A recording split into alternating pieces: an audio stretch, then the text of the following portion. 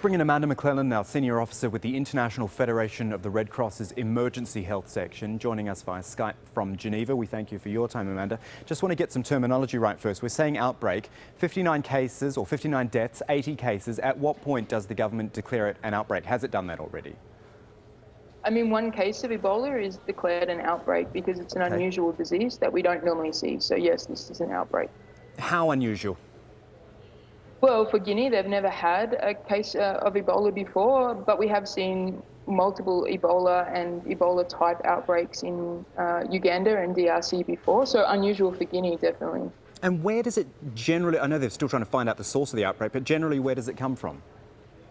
I mean, things are still very unclear. There's a lot of theories, but generally it's considered to be transmitted through animal transmission, a lot to do with bushmeat. There is some research and evidence that bats are involved in the transmission, especially in the last few outbreaks in Uganda. But it will take some time until we know how and why this outbreak started in Guinea. Okay, so what can you as the Red Cross do? Do you go in coordinating, or are you waiting to be called, and how does it work for you? Yeah, I mean, we spoke to the field this morning and we're sending in extra support as of tonight. We have a doctor who's had some contact with Ebola and worked with Ebola in DRC, is already in Guinea. There was already a number of outbreaks in Guinea. They were dealing with cholera and measles already, which is overwhelming the Ministry of Health there. So we'll be sending in extra support in infectious disease and also psychosocial support to work with our volunteers. And they do a very important job in terms of working with the communities and making sure they get clear prevention messages out and supporting families and individuals that are being what we call contact traced. It's very scary. Sorry, can I jump in there? You said prevention measures. What are some of those? When there's an outbreak already happening, what can any given person do to help themselves, to help protect themselves?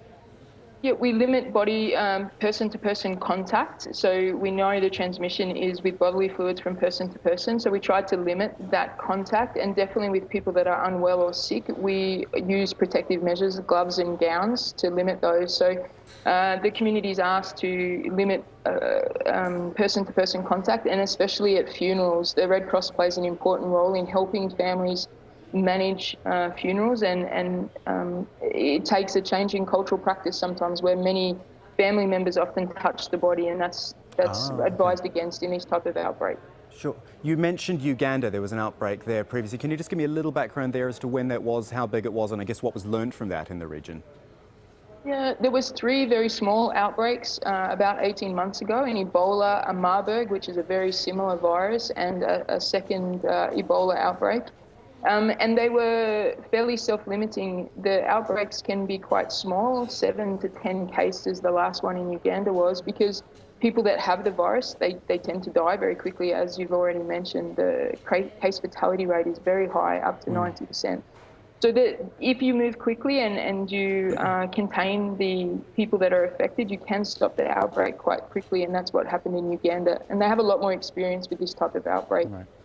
Great information, background there from Amanda McClelland with the Red Cross on this Ebola situation in Guinea. Thanks, Amanda.